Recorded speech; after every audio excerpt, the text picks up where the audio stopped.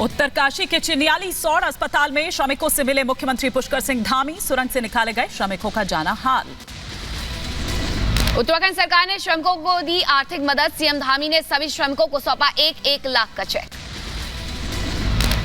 उत्तरकाशी में टनल के भीतर रेस्क्यू करने वाली टीम को दी जाएगी प्रोत्साहन राशि। मुख्यमंत्री धामी ने 50-50 हजार रुपए देने का किया ऐलान।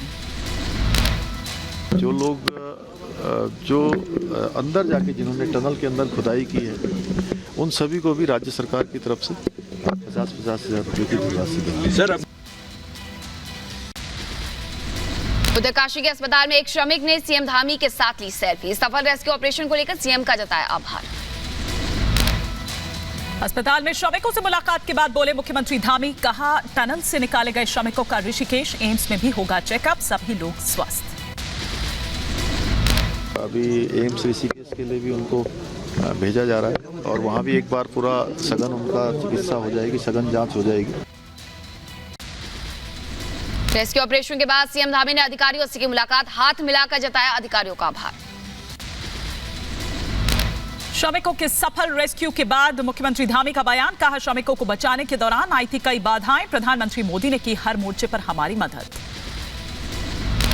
तो बड़ा चुनौतीपूर्ण रहा और इसमें काम करने वाले जिन जिन लोगों ने भी अपना योगदान दिया है, मैं सबका धन्यवाद करता हूं। और विशेषकर से हमारे प्रधानमंत्री जी का, जिन्होंने मैंने कभी ऐसा सुना नहीं कि किसी प्रधानमंत्री जी ने किसी रेस्क्यू अभियान की एक दिन भी नागा किया हो।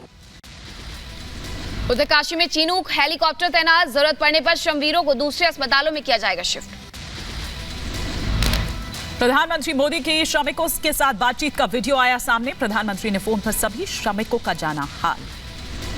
श्रमिकों से बातचीत के दौरान पीएम मोदी ने कहा, मैं लगातार सीएम के संपर्क में था, आप लोगों ने पूरा अनुशासन दिखाया। सबसे पहले तो मैं सभी आपके और आपके सभी साथियों को बधाई देता हूं। एक सुखरूप हम इतने संकट के बाद भी निकल पाए और मेरे लिए तो बहुत ही खुशी की बात है। मैं शब्दों में वर्णन भी नहीं कर सकता हूं। श्रमवीर गब्बर सिंह नेगी ने प्रधानमंत्री मोदी से कहा, हमें भरोसा था हम बाहर निकलेंगे। गब्बर सिंह ने उत्तराखंड सरकार का जताया आभार। हमारे देश के प्रधानमंत्री ने सर, आप जो है जब बाहर से हमारे देश के अदर कंट्री से आप लोग खींच के इंसान को बचा के ला सकते सर, तो हम तो सर अपने घर में थे, इसलिए हमें कोई दिक्कत नहीं सर। यहाँ पे हमारे भगवान मतलब भोगनाथ बाबा जी है सर, उनके ऊपर भी सर हमें बहुत विश्वास था और उनकी कृपा भी हमारे पास और हमारे सारे दोस्तों के ऊपर बनी रही सर। मिर्जापुर के श्रमवीर अखिलेश ने भी पीएम मोदी से की बात, कहा हमें कोई कमी नहीं थी, अब हम लोग बहुत खुश हैं। बाकी अंदर में सर कोई खाने पीने की सर कोई कमी नहीं रहती थी। बाकी सर SDRF NDRF और हमारे कंपनी वाले सर दिन रात लगे हुए थे ना सर, तो उन लोगों को सर मैं तहे दिल से शुक्रिया अदा करता हूं कि हम लोग को सर सेफ निकाले। सिलक्यारा टनल के पास बनेगा बाबा भौकनाथ का मंदिर। श्रमिकों के सफल रेस्क्यू के बाद सरकार का ऐलान। बाबा भौकनाथ का वो मंदिर जो आपको इन तस्वीरों में नजर आ रहा होगा, दरअसल 17 दिनों के संघर्ष में ये मंदिर आस्था का केंद्र बिंदु बना रहा और साथ ही पूरे देश की नजर इसी मंदिर पर टिकी रही, क्योंकि यहाँ के स्थानीय लोग ये बताते हैं, जब इस टनल का प्रोजेक्ट पास हुआ और यहाँ पर काम शुरू हुआ तो बाबा भौकनाथ का एक यहाँ पर मंदिर था, जिस मंदिर को हटाया गया। उत्तरकाशी में सफल रेस्क्यू ऑपरेशन पर बोले यूपी के डिप्टी सीएम, का सभी श्रमिकों को सकुशल निकाला गया बाहर, ये बहुत ही ऐतिहासिक पल। नरेंद्र मोदी जी का बहुत बहुत आभार प्रकट करता हूं। क्षण प्रति क्षण वो लगातार मॉनिटरिंग उनकी पूरी टीम कर रही थी और उत्तराखंड सरकार का आदरणीय धामी जी का बहुत बहुत अभिनंदन करता हूं कि सभी की मेहनत अथक प्रयास के बदौलत हमारे सभी मजदूर सकुशल वापस आए हैं। उत्तरकाशी में रेस्क्यू ऑपरेशन पर मंत्री प्रेमचंद अग्रवाल का बयान, कहा डॉक्टर्स की निगरानी में रखे गए सभी श्रमिक। बहुत बहुत बधाई, बहुत बधाई सर। आगे का क्या प्लान है, कहीं और लेके जाने? अभी मैं अंदर से भी आ रहा हूँ, अभी आ रहा हूँ। सभी की तबीयत कैसी है सर? बहुत अच्छी है। सफल रेस्क्यू ऑपरेशन पर कांग्रेस नेता प्रमोद तिवारी ने रेस्क्यू टीम को बधाई दी, कहा जैसे ही खबर आई खुशी की लहर दौड़ पड़ी। सफल रेस्क्यू ऑपरेशन के बाद लोगों में खुशी का माहौल। मिर्जापुर में अखिलेश के परिजनों ने जलाए दीप, जय श्री राम के लगाए नारे। उत्तरकाशी में सफल रेस्क्यू पर सैफ के परिजनों ने जताया आभार। 12 नवंबर से निर्माणाधीन टनल में फंसा था सैफ। रेस्क्यू के बाद परिजनों में खुशी का माहौल। लखीमपुर खीरी में मंजीत के परिजनों ने खुशी मनाई। सफल रेस्क्यू ऑपरेशन के बाद परिजनों ने जताया आभार। पुरी में सैंड आर्टिस्ट सुदर्शन पटनायक ने रेत पर उकेरी आकृति। उत्तरकाशी में सफल ऑपरेशन पर रेस्क्यू टीम को बधाई दी। लखनऊ में शिक्षक भर्ती अभ्यर्थियों का प्रदर्शन। विधानसभा की ओर बढ़ रहे अभ्यर्थियों को पुलिस ने रोका। उत्तर प्रदेश विधानसभा के बाद सपा विधायकों का प्रदर्शन। महंगाई और बेरोजगारी के मामले पर सरकार के खिलाफ जमकर नारेबाजी की। प्रयागराज चापड़कांड मामले में पुलिस का एक्शन तेज। लारे हाशमी की बैंक डिटेल्स खंगालने में जुटी पुलिस। पंजाब के गुरदासपुर में बीएसएफ और पुलिस को मिली बड़ी सफलता। नशीले पदार्थों की खेप को किया जब्त। सुरक्षा बलों ने संदिग्ध इलाकों में चलाया तलाशी ऑपरेशन। मध्य प्रदेश के कटनी में कुत्तों का आतंक। 8 साल के बच्चों पर कुत्तों ने बोला हमला। सीसीटीवी में कैद हुई पूरी तस्वीर। श्रीलंका से रिहा होने के बाद 21 भारतीय मछुआरे पहुंचे चेन्नई। श्रीलंका के समुद्री सीमा में प्रवेश के आरोप में हुए थे गिरफ्तार।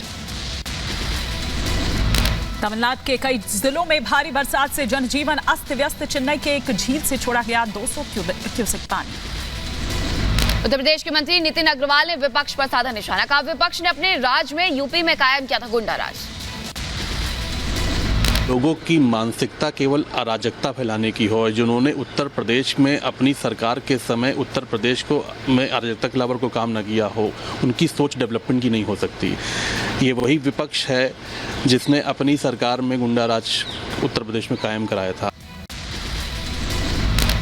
प्रदूषण पर बोले दिल्ली सरकार के मंत्री गोपाल राय। कहा ग्राफ 1 और 2 रहेंगे लागू। साथ ही साथ 3 से दी गई छूट मॉनिटरिंग रहेगी जारी। जो ग्रैप 1 और ग्रैप 2 के नियम लागू रहेंगे, उन नियमों को सही तरीके से उनका इम्प्लीमेंटेशन हो, इसके लिए आज हमने सचिवालय में समीक्षा बैठक बुलाई है। यूपी के एटा में दबंगों के हौसले बुलंद। एक छात्र की बेरहमी से पिटाई की मारपीट का वीडियो सोशल मीडिया पर वायरल। उत्तर प्रदेश के जौनपुर में पुलिस और बदमाशों की मुठभेड़। पुलिस मुठभेड़ में 6 बदमाश गिरफ्तार। 3 तमंचा, 3 खोखा, कारतूस और 1 चाकू बरामद।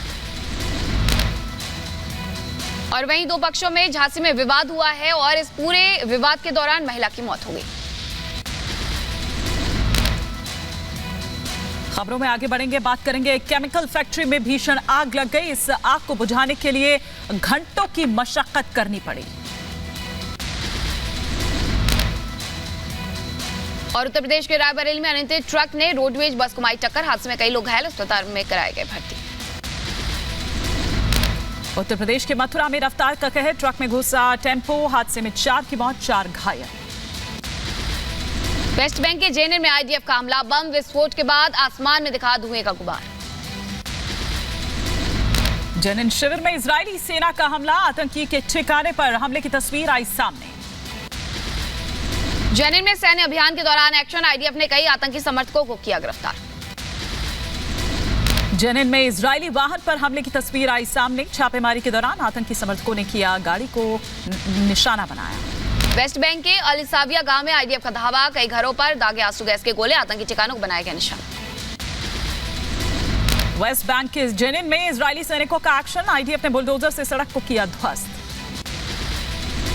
कतर ने इजरायल हमास युद्ध विराम समझौते को आगे बढ़ाने पर दिया जोर। आज भी हमास की तरफ से 20 इजरायली बंधकों के छोड़े जाने की उम्मीद। हमास ने बंधकों का एक और बैच जिसे आजाद किया। 10 इजरायली बंधक हुए रिहा। 10 इजरायली बंधकों में 9 महिलाएं और 1 बच्चा शामिल। युद्ध विराम के बीच गाजा के आसमानों में दिखा धुएं का गुबार। फिलहाल धुएं के कारण पीछे की वजह साफ नहीं है। इजरायल हमास के बीच आज युद्ध विराम का आखिरी दिन है। युद्ध विराम की अवधि बढ़ाए जाने के बाद गाजा में पेट्रोल पंप पर लोगों की भीड़। बुनियादी वस्तुओं को स्टॉक करने की कोशिश। संघर्ष विराम के बाद जंग जारी रखेगा इजरायल। इजरायली चीफ की तरफ से आया बयान। का फिलहाल आगे की प्लानिंग करने में जुटी है आईडीएफ। गाजा में ऑपरेशनल लर्निंग फोरम का हुआ आयोजन। दक्षिणी कमान के कमांडर मेजर जनरल यारोन फिंकेलमैन के नेतृत्व में हुआ ये आयोजन। मौके पर कई बड़े अधिकारी रहे मौजूद। युद्ध विराम के बीच इजरायल के राष्ट्रपति इसहाक हर्जोग ने की है टिप्पणी। बंधकों को छुड़ाने के अंतर्राष्ट्रीय प्रयास पर जताया भरोसा। युद्ध विराम को 2 दिनों तक बढ़ाने की अवधि आज होगी समाप्त। हमास की कैद से आजाद हुए थाईलैंड के कई नागरिक। रिहाई के बाद थाई विदेश मंत्री से की मुलाकात। हमास की तरफ से लगातार छोड़े जा रहे हैं कैदी। इजरायली सेना के प्रवक्ता डैनियल ने अंतर्राष्ट्रीय समुदाय से हमास की कैद में बचे सभी इजरायली बंधकों को रिहा करने का किया आग्रह। अभी भी हमास की कैद में 145 बंधक हैं। युद्ध विराम के बीच हमास की तरफ से लगातार छोड़े जा रहे हैं बंधक। बीते दिन बंधकों को लेकर रेड क्रॉस के वाहन गाजा और मिस्र के बीच राफा सीमा पर पहुंचे। अमेरिका के ओहियो में ऑटो रिपेयर शॉप में बड़ा धमाका। आग में झुलसने से 3 लोगों की मौत। रूस में विश्व रूसी पीपल्स काउंसिल का आयोजन। राष्ट्रपति पुतिन काउंसिल में हिस्सा लेते नजर आए। रूसी ऑर्थोडॉक्स की तरफ से आयोजित किया गया कार्यक्रम। मलेशिया और वियतनामी नौसेना के युद्धपोतों ने 4 दिवसीय सद्भावना यात्रा पूरी की है। हांगकांग में 2 युद्धपोतों को लेकर के विदाई समारोह का आयोजन किया गया। हमास के कब्जे में कैद बंधकों की रिहाई का सिलसिला जारी। अमेरिकी विदेश मंत्री ब्लिंकन और नेटो प्रमुख ने मध्य पूर्व के बंधकों की रिहाई का स्वागत किया। अमेरिका के इडाहो में घने कोहरे का कहर। कोहरे के कारण अंतर्राज्यीय मार्ग पर लगभग 30 वाहनों की टक्कर हुई। बर्फ हटाने में जुटा पुलिस प्रशासन। उत्तरी बुर्किना फासो में एक शहर पर कब्जा करने की कोशिश में हजारों विद्रोही ढेर। जानकारी के मुताबिक 3000 से ज्यादा लड़ाकों ने जीबो शहर पर कब्जा करने का किया था प्रयास। अमेरिका में शीतकालीन तूफान का कहर। हालात बिगड़ते देख क्वींसलैंड में स्कूलों को किया गया है बंद। वहीं इलाकों में जारी की गई है बर्फबारी की चेतावनी। सिएरा लियोन के मुख्य सैन्य बैरक और जेलों पर हमले को लेकर 13 सैन्य अधिकारी गिरफ्तार किए गए। पूरे मामले पर सरकार का आया बयान। कहा हमला एक असफल तख्तापलट का प्रयास।